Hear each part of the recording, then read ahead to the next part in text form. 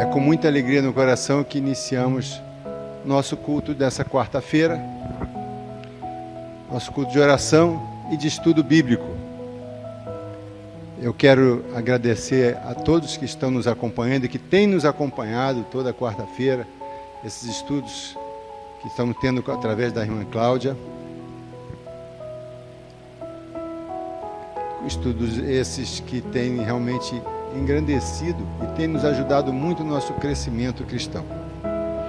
Muito bem, vamos orar primeiramente pedindo a presença do nosso Senhor nesta noite. Senhor Deus e Pai, nós te agradecemos, Senhor, pela oportunidade que nos dás, Senhor Deus, mais uma vez, nos reunirmos ainda que à distância, Senhor Deus, mas o teu povo está reunido para orar pelas nossas necessidades e de tantas pessoas, Pai. Necessidades essas, não só de saúde, de emprego, de tantas outras necessidades, Senhor Deus. E para ouvirmos o estudo da Tua Palavra, Senhor. Te agradecemos por isso, porque tantas pessoas querem fazer isso e não têm essa oportunidade, Senhor. Muito obrigado pelo privilégio que Tu nos dás. Em nome de Jesus. Amém.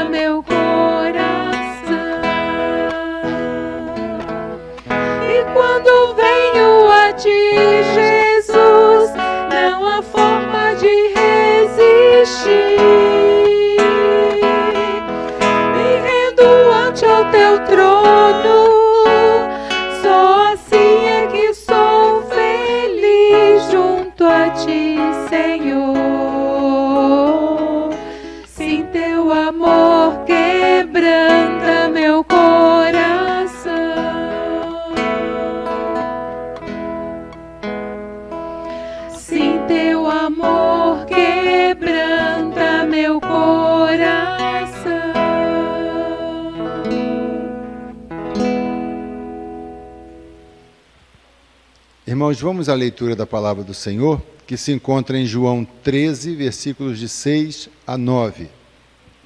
Abram suas Bíblias, vocês que nos acompanham pela internet, abram suas Bíblias. Evangelho segundo escreveu o apóstolo João, capítulo 13, versículos de 6 a 9. Diz assim a Palavra do Senhor. Aproximou-se, pois, de Simão Pedro, que lhe disse: Senhor, tu lavas-me os pés a mim? Jesus respondeu e disse-lhe: O que eu faço não o sabes tu agora, mas tu o saberás depois. Disse-lhe Pedro: Nunca me lavarás os pés. Respondeu-lhe Jesus: se eu não te lavar, não tens parte comigo. Disse-lhe Simão Pedro: Senhor, não só os meus pés, mas também as mãos e a cabeça. Somente até aí, irmãos. Que Deus abençoe a sua palavra ali dos nossos corações. Irmãos, esse é o momento de nós fazermos as nossas entregas de dízimos e ofertas. Como estamos aí à distância, ficará no vídeo os números das contas para as quais os irmãos poderão fazer seus depósitos, tá? Aqueles irmãos que participaram do culto domingo à noite e viram a apresentação da irmã Helena e do pastor Osvaldo e a irmã Denise, que estão também missionários na Espanha e que estão pedindo a nossa participação, nossa ajuda. Quem quiser pegar esses dados, já não pegou, e fazer também depósitos de contribuições para essas obras, depois falem conosco, tá bem? Podem ligar para mim ou para minha esposa, que nós temos esses dados e podemos passar para os irmãos. Que Deus abençoe a todos e vamos fazer então a entrega dos nossos dízimos e ofertas.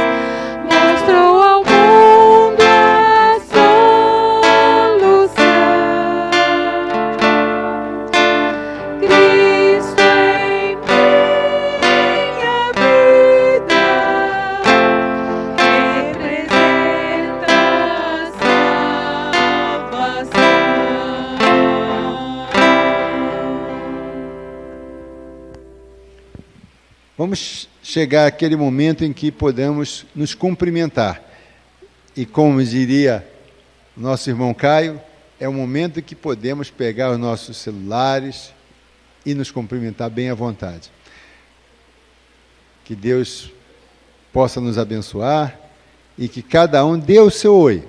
Aproveite que ainda não o fez, é momento de verificar o canal, se inscrever, né, no canal, dar o seu like, como dizem, que é aquele joinha, o polegar para cima, né, marcar no culto desta noite. Tem uns que pensam que a inscrição pode ser feita uma vez só, mas o like todo o culto pode dizer, para você dizer que está curtindo, está gostando daquele culto. Isso é bom porque ajuda a que a mensagem do Senhor avance o máximo possível.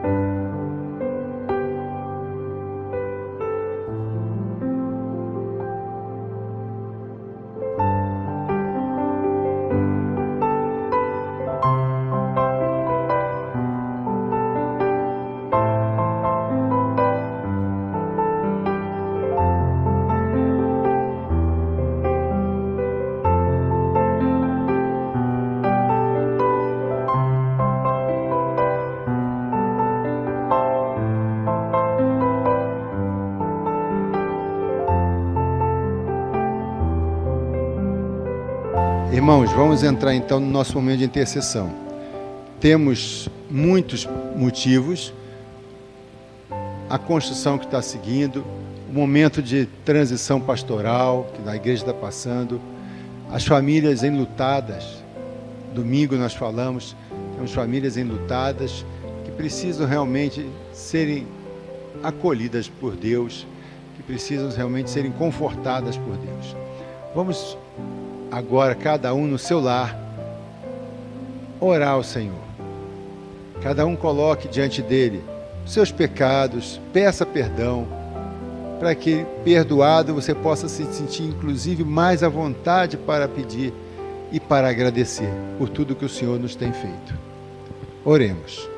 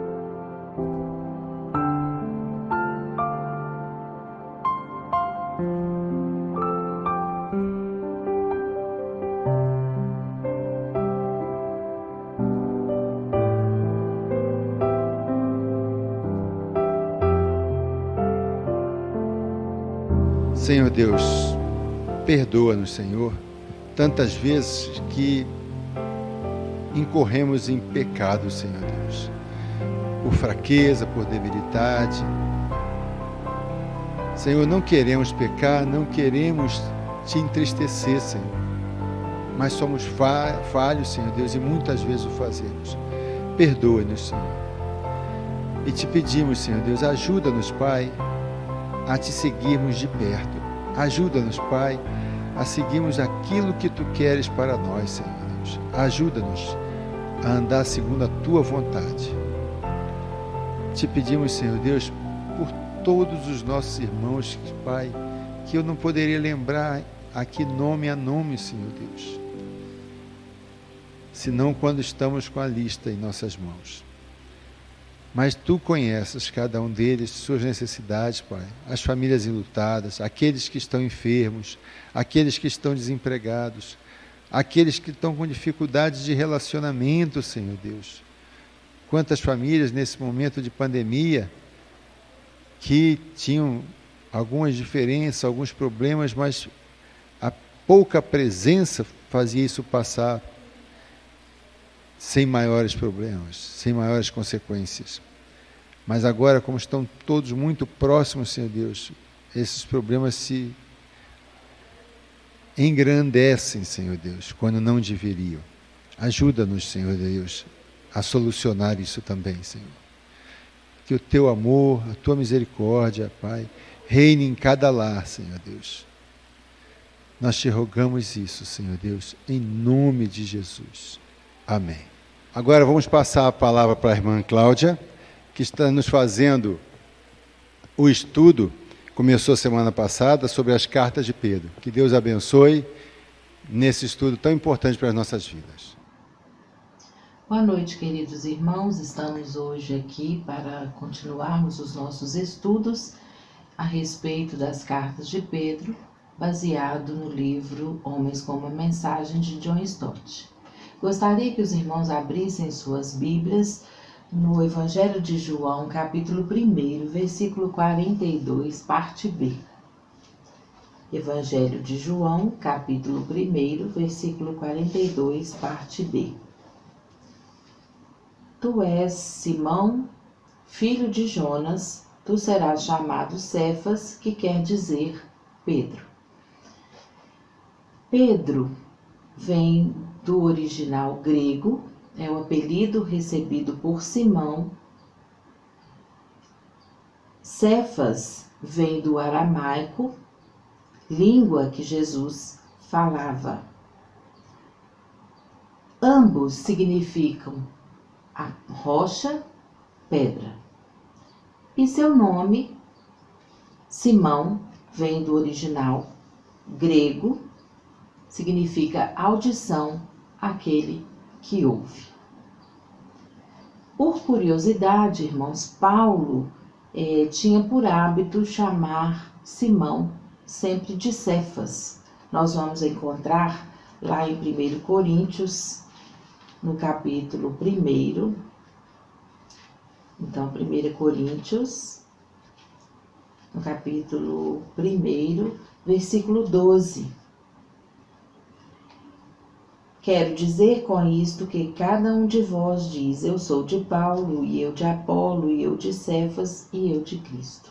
Então, Cefas está aí. No capítulo 3, versículo 22, seja Paulo, seja Apolo, seja Cefas, e daí por diante o versículo continua. No capítulo 9, versículo 5, nós vamos ver uma indagação de Paulo a respeito de Cefas, e diz assim: não temos nós direito de levar conosco uma esposa crente, como também os demais apóstolos e os irmãos do Senhor e Cefas?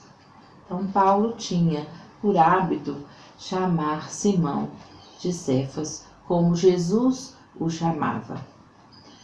Simão Pedro é talvez o mais cativante de todos os escritores do Novo Testamento, segundo John Stott.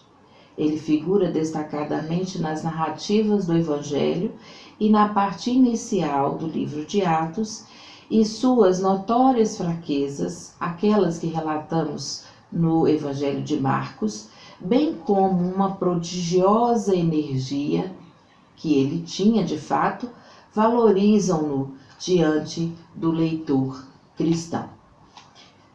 Ele era, irmãos, pescador. Tinha como sócio seu irmão André, juntamente com outra dupla de irmãos muito conhecida nossa, João e Tiago, aqueles, os filhos de Zebedeu. Em Lucas 5, no versículo 10, na parte A, nós podemos constatar isso. Não lerei todos os versículos com os irmãos, mas depois os irmãos podem verificar. Ele veio de Betsaida, na margem norte do Mar da Galileia. Está lá em João, no capítulo 1, versículo 44. Ele estabeleceu o seu lar em Cafarnaum, na margem norte do lago, onde vivia com sua esposa, sogra e André. Nós vamos constatar isso em Marcos, no capítulo 1, versículos 21, 29 e 30. Esses eu lerei para os irmãos. Entraram em Cafarnaum e logo no sábado, indo ele à sinagoga, ali ensinava. E logo saindo da sinagoga, foram à casa de Simão e de André com Tiago e João. E a sogra de Simão estava deitada com febre, e logo lhe falaram dela. Então aí nós constatamos estas informações de seu lar ser estabelecido em Cafarnaum e de morar com sua esposa e sogra e irmão. Era discípulo, e como discípulo era ousado em exteriorizar com franqueza e com algum estardalhaço seus sentimentos. Nós podemos ver no texto, já lido no início do culto, do Evangelho de João, no capítulo 13, versículos 6 a 9, quando Simão indaga Jesus sobre a questão de lavar os pés. É citado em primeiro lugar em todas as listas dos apóstolos, tendo agido como seu porta-voz. Nós vamos verificar isso no livro de Atos. Então, gostaria que os irmãos abrissem no livro de Atos. Vou ler apenas 2 versículos, mas há em outros livros também a menção disso. Atos, no capítulo 1, versículo 13. E entrando, subiram ao cenáculo, onde habitavam Pedro e Tiago, e João, e André, Filipe, Tomé, Bartolomeu e Mateus, Tiago, filho de Alfeu, Simão o Zelote e Judas, irmão de Tiago. Ele lista em primeiro lugar. Atos, capítulo 5, versículo 29. Atos, no capítulo 5, versículo 29. Porém, respondendo Pedro e os apóstolos, disseram: mais importa obedecer a Deus do que aos homens. Então, ele está sempre listado. Nós vamos verificar isso também, irmãos. E se os irmãos abrirem suas Bíblias, depois podem notar isso em Mateus, no capítulo 10, versículo 2, em Marcos, no capítulo 3, versículo 16, em Lucas 6, 14, no próprio Evangelho de João, no capítulo 21, versículo 2. Em todas essas leituras, os irmãos vão encontrar Pedro listando em primeiro lugar como porta-voz dos apóstolos. Era um jovem intrépido, com uma disposição desordenada, bastante significativo, pois Jesus o apelidou de a rocha, pedra. O pastor Tarcísio Caixeta, em uma de suas mensagens que eu tive a oportunidade de ouvir, disse sobre a questão dos nomes, falando do nome de nascimento e do nome que a pessoa recebe no decorrer da vida. E este segundo nome representando uma mudança do ser, ou uma mudança de propósito. Provavelmente é isso que ocorreu com Pedro. Ele nasceu com o nome de Simão e Jesus, ao olhar para ele, como Jesus já sabia de tudo e de fato o sabe, colocou o seu nome de Cefas, ou Pedro, que significa rocha e pedra. Pedro era galileu, e a Galileia era um notório campo fértil de esperanças messiânicas. Na Galileia, mais do que em Jerusalém, irmãos, as pessoas agarravam-se às profecias que prometiam a reversão dos destinos de Israel e o estabelecimento do reino de Deus. Eles ansiavam pelo dia em que o Messias acabaria com a ocupação romana do país. O intrépido Simão provavelmente participava desses anseios. Seu temperamento e o ambiente combinavam para fazer dele um daqueles judeus que esperavam ardentemente a redenção de Jerusalém. Em Lucas, no capítulo 2, nos versículos 25 e no versículo 38, nós podemos constatar outras pessoas que também aguardavam a consolação de Israel. Nós vamos ver sobre Simeão. Lá diz assim: havia em Jerusalém um homem cujo nome era Simeão, e este homem era justo e temente a Deus, esperando a consolação de Israel, e o Espírito Santo estava sobre ele. Nós vamos ver isso também em relação à profetisa Ana, no versículo 38 de Lucas 2. Sobrevindo na mesma hora, ela dava graças a Deus e falava dele, ele é Jesus, a todos os que esperavam a redenção de Jerusalém. Quando ela tem a oportunidade de ver Jesus sendo apresentado no templo em Jerusalém. Nós vamos ver isso em Marcos 15, 43a. Nós já lemos esse texto quando José de Arimateia vai pedir o corpo de Jesus por ocasião de sua morte. Ele esperava o reino de Deus. Chegou José de Arimateia, senador honrado, que também esperava o reino de Deus. Então, era um lugar que, como um campo fértil de esperanças, aguardava o reino de Deus. De fato, um reino humano, não um reino espiritual. Faltava a eles ali este conhecimento. Não é surpresa, queridos, que quando a notícia chegou a Pedro e seus amigos de que um profeta havia aparecido no deserto da Judéia, largassem tudo e fossem para o sul em busca de ouvi-lo.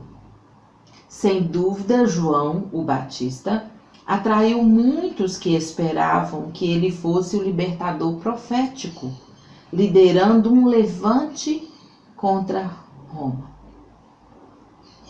Entretanto, João, o Batista, apontava para outro, a quem Simão descobriu ao ser procurado por seu irmão André e ouvir deles as vibrantes palavras encontradas no Evangelho de João 1,41. Achamos o Messias, querendo dizer não a João, o Batista, mas a Jesus.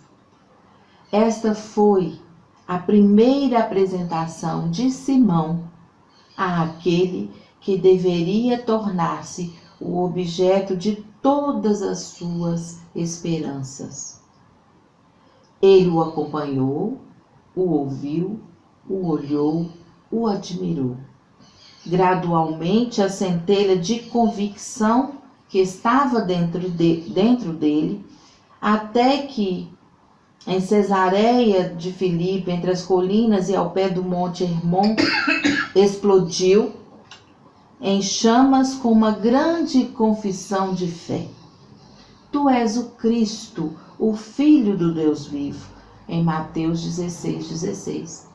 Nós vimos isso também no Evangelho de Marcos, quando estudamos o livro. Sua esperança estava realizada. Isso do campo humano. Ele achava de fato que Jesus havia vindo reestabelecer o reino de Israel.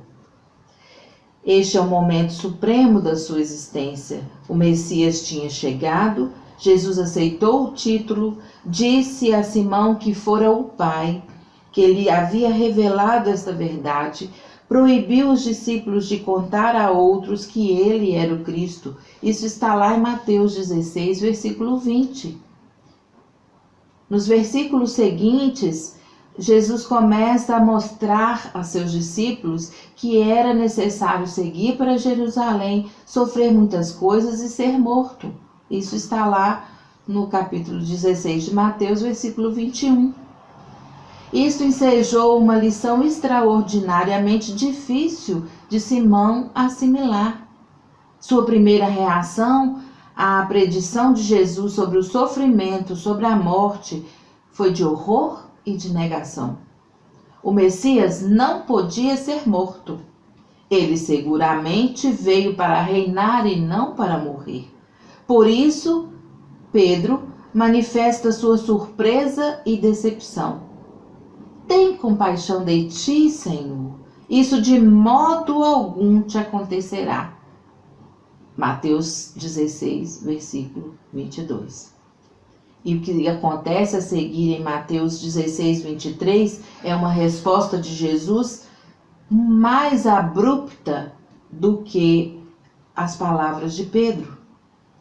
Porque Jesus diz: arreda, Satanás, tu és para mim pedra de tropeço, porque não cogitas das coisas de Deus, e sim das coisas dos homens.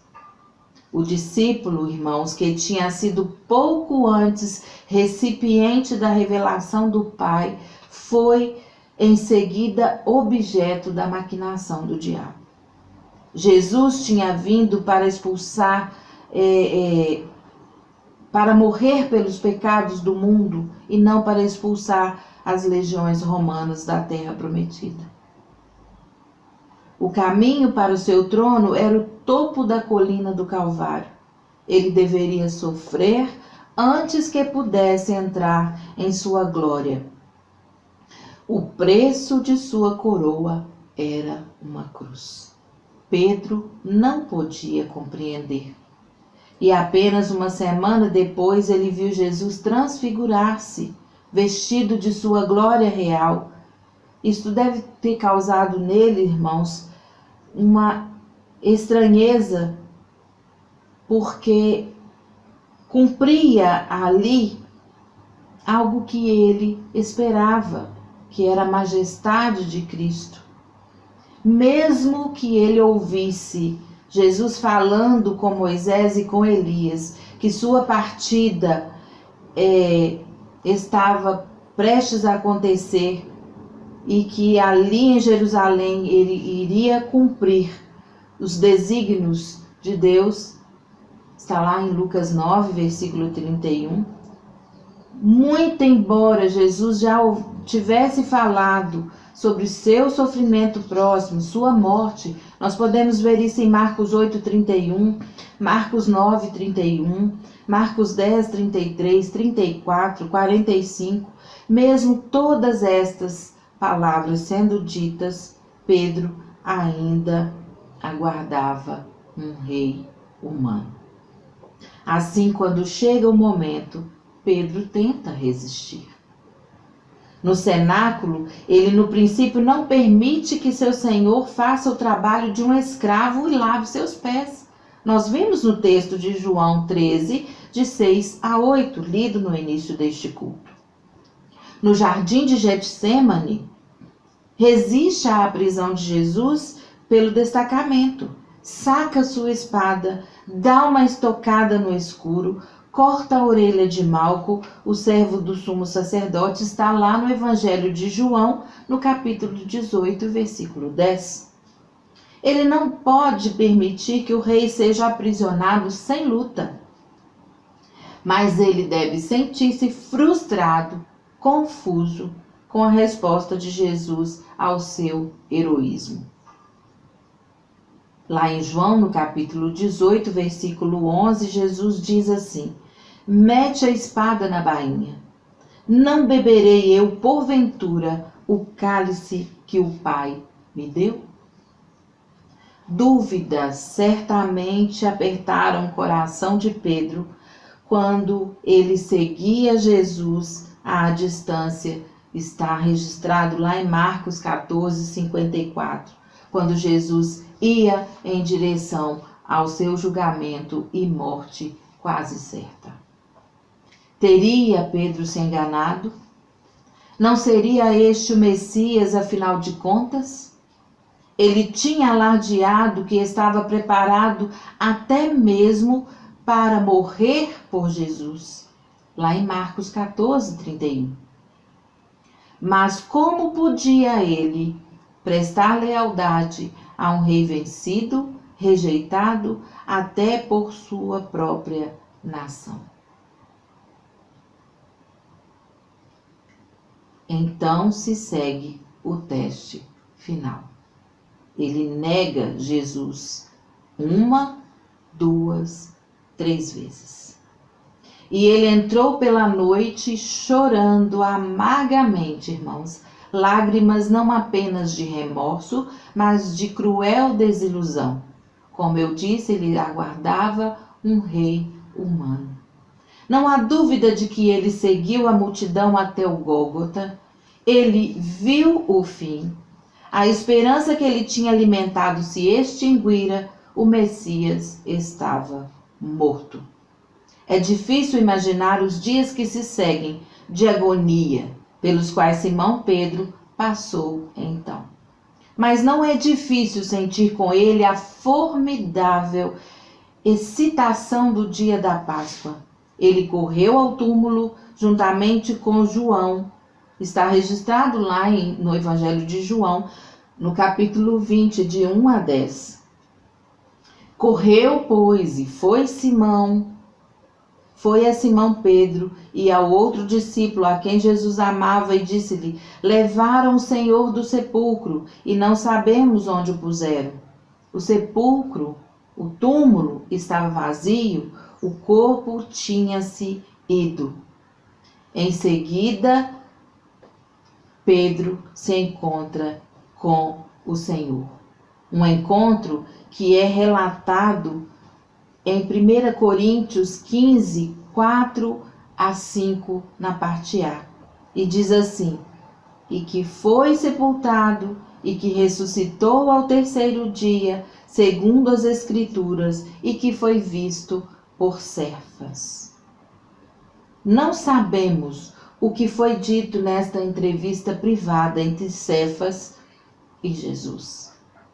Sabemos que Simão Pedro recebeu a regeneração, a conversão genuína, para uma viva esperança mediante a ressurreição de Jesus Cristo dentre os mortos. São palavras dele registradas na primeira carta de Pedro 1, versículo 3.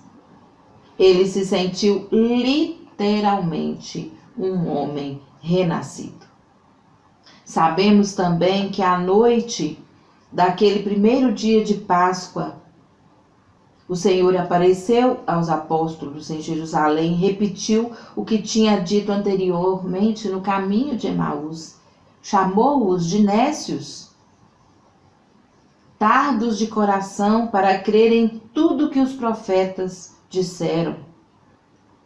Disse a eles que porventura não convinha que o Cristo padecesse e entrasse em sua glória. Disse a eles também que, começando por Moisés, discorrendo por todos os profetas, estes expunham a seu respeito, ao respeito de Jesus. Isto constava em todas as Escrituras. Nós podemos ver em Lucas 24, de 25 a 27, estas palavras. Por isso agora, no cenáculo, ele do mesmo modo enfatiza o cumprimento da Escritura a respeito de sua morte e ressurreição. Ele fala que Jesus cumpriu as Escrituras. Pedro aprendeu uma lição, de fato, deduz-se claramente de seus sermões nos primeiros capítulos de Atos. Nós podemos observar: vós o matastes, porém Deus o ressuscitou, de que todos nós somos testemunhas. Isto resume a sua mensagem. Ele não mais se envergonha dos sofrimentos de Cristo, porque, embora eles tivessem sido causados por mãos iníquas, foram também parte do determinado desígnio da presciência de Deus, como está em Atos 2, versículo 23. Gostaria que os irmãos abrissem em Lucas 22, versículo 31 e 32. Nós vamos recordar aqui o texto de 1 Pedro 1, 3, quando ele fala para uma viva esperança mediante a ressurreição de Jesus dentre os mortos, quando Simão Pedro recebe a regeneração. Nós podemos constatar e comprovar isso no livro, no Evangelho de Lucas, no capítulo 22, 31 e 32. Disse também o Senhor: Simão, Simão, eis que Satanás vos pediu para vos cirandar como trigo, mas eu roguei por ti, para que a tua fé não desfaleça. E tu, quando te converteres, confirma teus irmãos. E tu, quando te converteres, confirma teus irmãos. Isso aqui aconteceu, irmãos, logo depois da ceia. Aconteceu antes do Getsemane. Aconteceu antes da prisão de Jesus. Então, quando Pedro coloca em sua primeira carta que no capítulo 1 e o versículo 3, quando ele fala da sua regeneração para uma viva esperança, e aí eu vou dizer o versículo todo: bendito seja o Deus e Pai do nosso Senhor Jesus Cristo, que segundo a sua grande misericórdia nos gerou de novo para uma viva esperança pela ressurreição de Jesus Cristo dentre os mortos. Ele está falando dessa situação. Ele passa pela negação de Jesus, 3 vezes o nega, quando Jesus já está ali a caminho do seu julgamento e morte, e ele, com certeza, traz aí na sua vida as marcas de uma viva esperança quando Jesus ressurge dos mortos. Há então uma conversão genuína. Pedro, em Atos, no capítulo 3, versículo 18, vai dizer no templo: Deus assim cumpriu o que dantes anunciava por boca de todos os profetas, que o seu Cristo havia de padecer. Então, ele se converte de fato e passa a entender o propósito da vinda de Jesus. Jesus não veio para ser um rei humano. Jesus veio salvar e resgatar todo pecador que o aceita como rei e senhor da sua vida.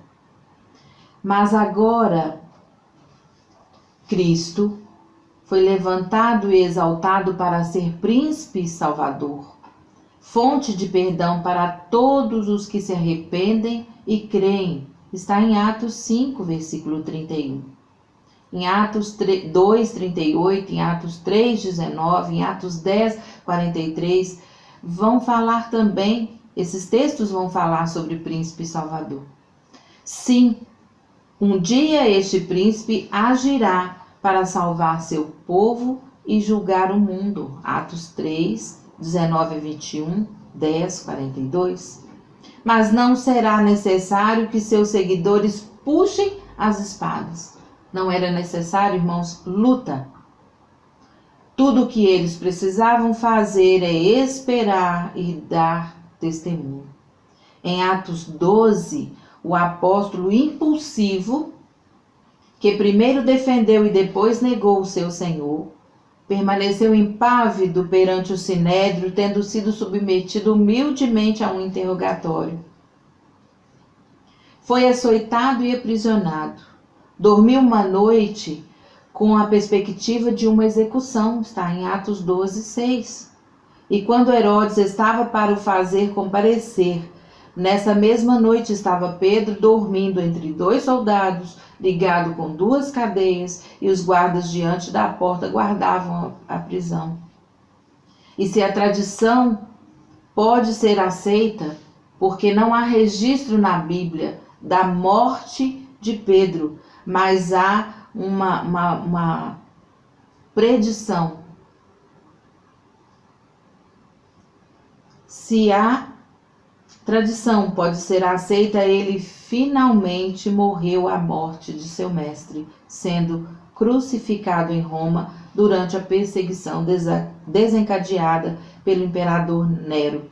Provavelmente entre 64 e 65, outros acreditam que sejam em 68 depois de Cristo.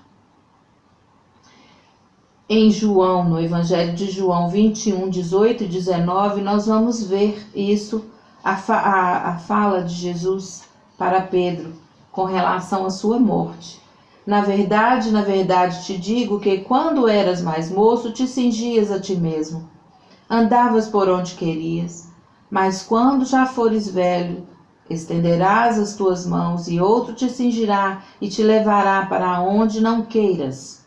E disse isso significando com que morte havia ele de glorificar a Deus.